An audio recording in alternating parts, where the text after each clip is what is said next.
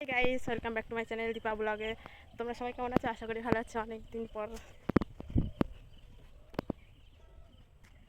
অনেকদিন পর আবার একটা ভিডিও সঙ্গে চলে এলাম তোমাদের সঙ্গে। তো আজকে আমার খুব কাছের মানুষরা আসছে 2 বছর ওয়েট করার পরে। তো তাদেরকে আনতে যাচ্ছি। আর কাকে আনতে যাচ্ছি তোমরা ভিডিওটা দেখতে থাকো। আর আমি কী করি তোমরা ভিডিওটা কন্টিনিউ দেখতে থাকো। তো চলো আগে যাই, এমনি অলরেডি লেট হয়ে গেছে। তো চলো যাই, তারপরে তোমাদের সাথে দেখা হচ্ছে। টাটা। তো ফাইনালি রাস্তায় চলে এসেছি। রাস্তায় এসে গাড়ির জন্য ওয়েট করছি গাইস। তো গাড়ি আসছেই না বাসের জন্য। আর যা গরম পড়েছে, অনেকক্ষণ দাঁড়িয়ে থাকার পরে একটা অটো পেলাম। আর যেহেতু তাড়াতাড়ি করছিলাম যে টাইম হয়ে যাচ্ছে এদিকে, তার জন্য অটো অটোতে পেয়ে গেছি, অটোতে উঠে গেছি। তারপর ওখানে হেলেঞ্চা পর্যন্ত অটো উঠতে গেছি, তারপরে আবার ওখান থেকে বাস ধরতে হয়েছে। আর হ্যাঁ, বাসে গেলে না এক বাসে চলে যাওয়া যায়, আর অটোতে গেলে ওখান থেকে আবার হেলেঞ্চার থেকে আবার একটা কিছু তো। তারপরে চলে আসলাম আমি মামার বাড়িতে। আমি আর এই যে আমি রেডি, দাদাও রেডি হচ্ছে এই যে। তারপরে তোমাদের সাথে দেখছি আমার দাদার মেয়েরা আর তাদের বান্ধবীরা পুতুল খেলছে গাইস। এটা দেখে আমার খুব ভালো লাগলো। আমরাও ছোটোবেলায় খেলতাম, সেই ছোটোবেলার কথা মনে পড়ে গেছে আমার, যে এদের পুতুল খেলা দেখে। তারপর ওই যে গাড়িতে বসে গেছি, যাচ্ছে। আর আজকে এই যে কী গরম পড়েছে, মানে তো বলার মতো না, ভীষণ গরম।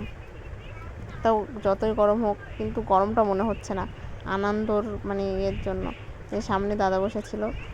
তারপর অনেকক্ষণ বসে থাকার পরে আমরা একটা হোটেলে দাঁড়ালাম। দাঁড়িয়ে চা খেয়েছি। তখন ভিডিওটা আর করতে পারিনি, যখন আসছি তখন করেছি।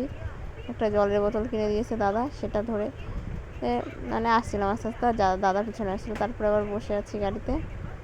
আর বোরিং ফিল হচ্ছিলো এতটাই, ভালো লাগছিল না। তারপরে যেতে যেতে না কাশফুল দেখলাম, আমাদের এদিকে অতটা দেখা যায় না। কাশফুল অনেক মাঠের মধ্যে আছে, অনেক দূরে। আর তারপরে তোমাদের সঙ্গে একটু শেয়ার করলাম। আমার কাশফুল খুবই ভালো লাগে। আর দুর্গাপুজো আসলেই তো সময় তো কাশফুল দেখা যায়, খুবই ভালো লেগেছে। তারপরে চলে আসলাম এয়ারপোর্টে।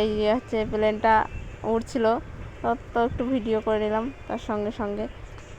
তার যেতে যেতে আমাদের রাত হয়ে গেছিলো প্রায়। তো সন্ধ্যা আরও এত ট্রাফিক ছিল রাস্তায়, তার জন্য অনেক লেট হয়ে গেছে। পুরো সন্ধ্যা হয়ে গেছে দেখো, তাও আমরা পৌঁছাতে পারিনি। এমন আর কি বলবো, গাড়িতে বসে থাকতে এই তারপরে ফাইনালি হাওড়া ব্রিজের কাছাকাছি চলে আসলাম। এই যে হাওড়া ব্রিজের উঠিনি, ওখান থেকে ওভারটেক করে হচ্ছে, যেহেতু স্টেশনে যাব তার জন্য আমাদের এই সাইড দিয়ে ঘুরে আসতে হয়েছে। তার ফাইনালে চলে এসেছি হাওড়া ব্রিজ, হাওড়া স্টেশনে। এখানে বোর্ড দেখছিলাম যে ট্রেন পৌঁছিয়েছে নাকি। আমি আর দাদা দাঁড়িয়েছিলাম। আর এখানে দেখ প্রচুর লোক, দাদাও দাঁড়িয়ে আছে, দাদাও দেখছিল।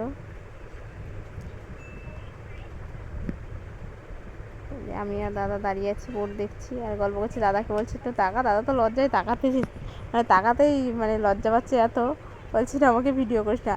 আর সব থেকে আমার একটা জিনিস বেশি ভালো লেগেছে, আমি জীবনের প্রথম দেখলাম ফ্যান, এত বড় বড় ফ্যান। আমি আগেও গেছি কিন্তু খেয়াল করিনি, কিন্তু এখন দেখলাম অনেক বড় বড় ফ্যান হাওড়া ব্রিজ স্টেশনে। আমার খুবই ভালো লেগেছে। তারপর দাঁড়িয়ে থেকে বলছি চ তাহলে ওইদিকে যাই, দেখি কত নম্বরে আসবে কিংবা কিছু জানি না ট্রেন। তারপর আমি আর দাদা টুকুস করে হাঁটতে হাঁটতে একটু ঘুরে বেড়াচ্ছি, দুই ভাই বোনে হাঁটতে হাঁটতে এদিক ঘুরছি। চল তাহলে ঘুরে বেড়াই, আর কি করবো, কোনো কাজ নেই যেহেতু। তারপর আমরা হেঁটে হেঁটে আবার ওইদিকে ঘুরে সেই ঘুরছি দুজন। ওইদিক যেদিকে ভালো লাগছে সেদিকে যাচ্ছি। আর ভাবছি কখন আসবে ট্রেনের জন্য ওয়েট করছি। আর ভালো লাগছে না, তাকিয়ে রয়েছি কখন আসবে। আর বোর্ড দেখতে দেখতে যাচ্ছি ঘন ঘন এসেছে নাকি। ঘুরে বেড়াচ্ছিলাম। দেখো কত লোকজন, গাড়ি, এটা হচ্ছে পার্কিং। আর গাইস আমি এর আগে এসেছি হাওড়াতে, কিন্তু এত সুন্দর ছিল না। আর এগুলো নতুন হয়েছে, এই যে ফুল গাছগুলো লাগিয়েছে না, আরও খুব সুন্দর লাগছে দেখতে। হ্যাঁ, আগে এগুলো ছিল না, এখন এবার গিয়ে দেখলাম নতুন হয়েছে।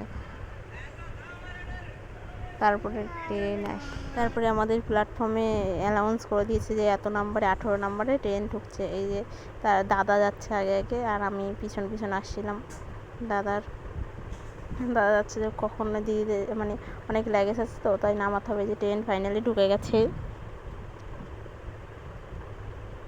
ল্যাগেজ ট্যাগেজ নামানোর জন্য তাড়াতাড়ি যাচ্ছিলাম, মানে আরও কাছে। ট্রেন তো ঢুকে গেছে। তারপর যাদের জন্য এতক্ষণ অপেক্ষা, এই দেখো আমার দিদিরা এসছে। ওই দিদি আমাদের সোনা পাপা, মাম্মা, দিদি আর ভাই এখনও বেরোয়নি, ওখানে দাঁড়িয়ে রয়েছে ট্রেনের মধ্যে, আর আমরা বাইরে দিয়ে ভিডিও করেছি। এ দেখো বলছে, দিদি বলছে ভেতরে আয়।